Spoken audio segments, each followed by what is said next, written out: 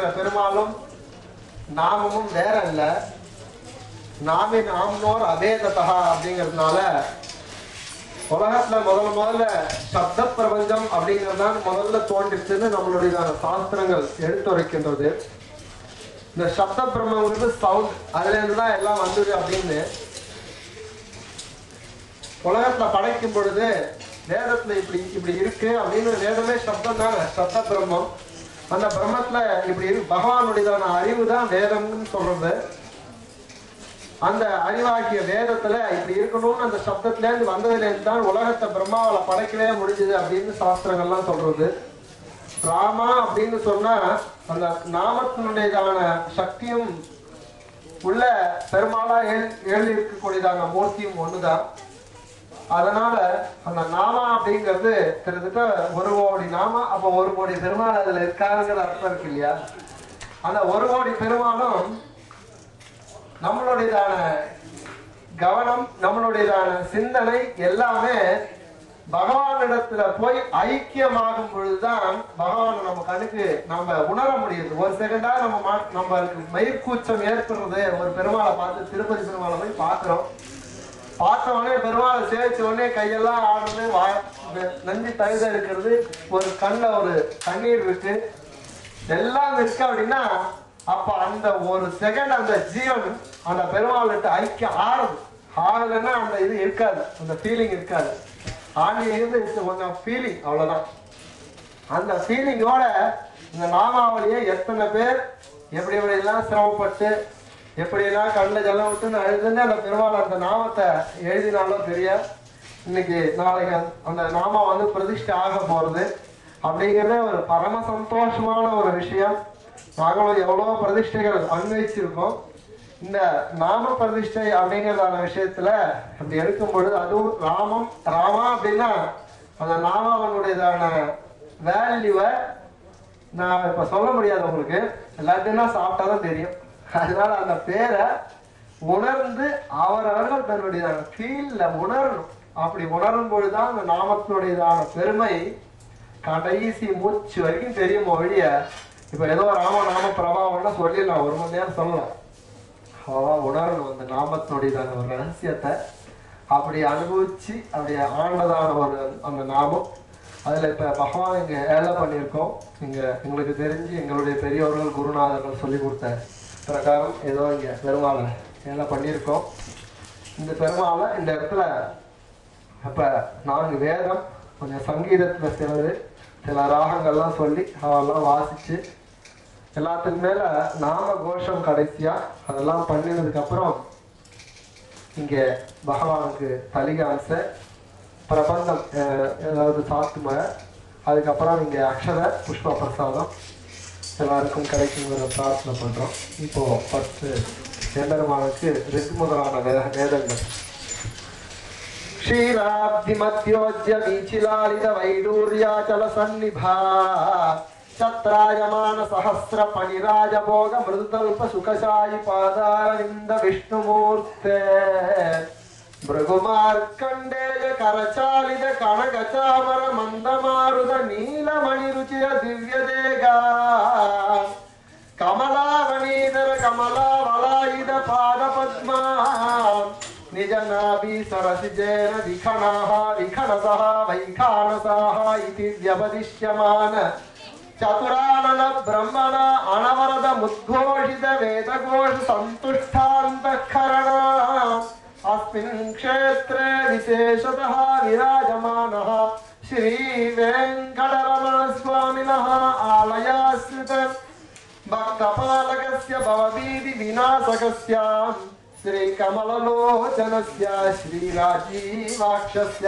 श्री सीता लक्ष्मण हनुमत् समेत रामचंद्र स्वामिनः विशेष प्रतिष्ठा देवयजन कर्मणि नामकोटि स्तूपी स्थापन कर्मणि प्रथमे दिने सायान्ने रात्रौ विशेषतः ऋग्यजुस्साम अथर्वण वेद प्रिया ऋग्यजुस्साम अथर्वण वेदम् आश्रावय अरुणपाद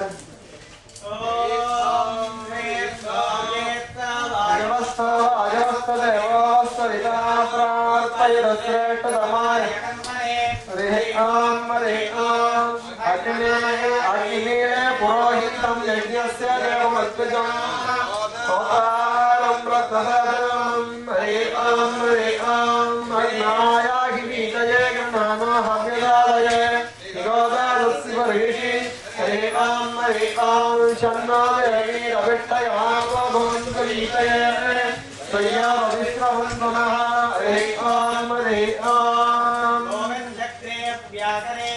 नमेति पश्चात् नारायणायेति वरिष्ठात् ओमित्येकाक्षरं नमैति अक्षरे नारायणायेति पञ्चाक्षराणि येनद्वै नारायणस्याष्टाक्षरं बलं योगवै नारायणस्याष्टाक्षरं बलमध्येते अनवब्रह्मस्वरमायनेते विन्दते प्राजापत्यं राजस्कोशं गोपत्यं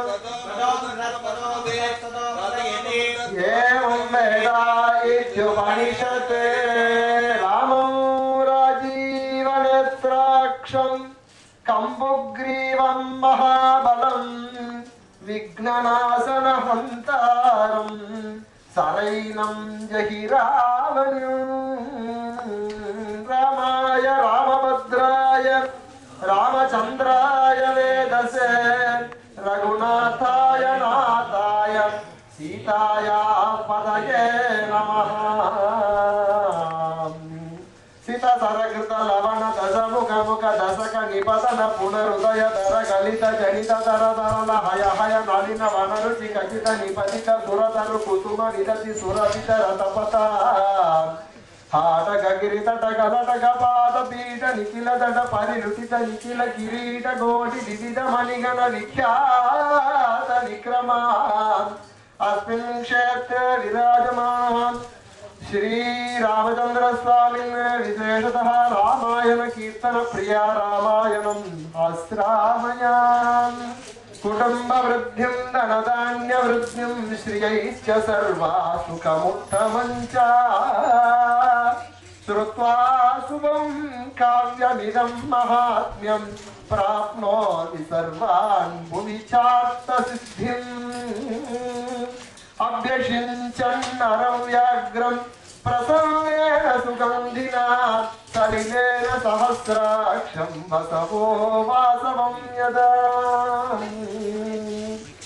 श्लोकसार समाकीर्णं सर्गकल्लोलसङ्कुलं काण्डग्राह महामीनं वन्दे रामायणार्णवं वामे भूमिसुता पुरश्च हनुमान् पश्चात् सुमित्रा सुतः वरदश्च पार्श्वदनयोः वायुवादिकोरेषु च सुग्रीवस्य विभीषणस्य युवराट् तारासुतो जाम्बवान् मध्ये नीलसरोज कोमलरुचिं रामं भजे श्यामलम् देवदेवोत्तमा देवता सार्वमा विशेषतः प्रतिष्ठा देवदेवगमणि तदगत्वेन श्रीमद्भागवतमाश्रावयां कृष्णाय वासुदेवाय देवकी नन्दनाय च नन्दगोपकुमाराय गोविन्दाय नमो नमः नमः पङ्कजनाभाय नमः